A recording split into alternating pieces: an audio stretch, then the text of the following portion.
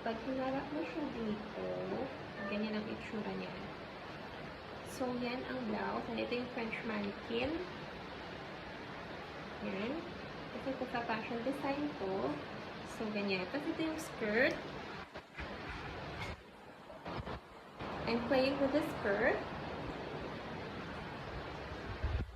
So, yung skirt ay floral. Kasi pang girl nga yung mga designs ko. Pero I'm trying to veer or to go to other paths. When it comes to designing, I'm trying to go to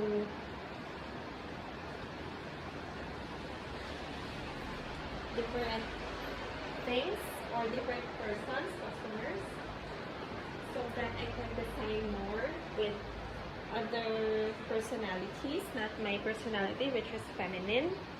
So I'm trying to design clothes for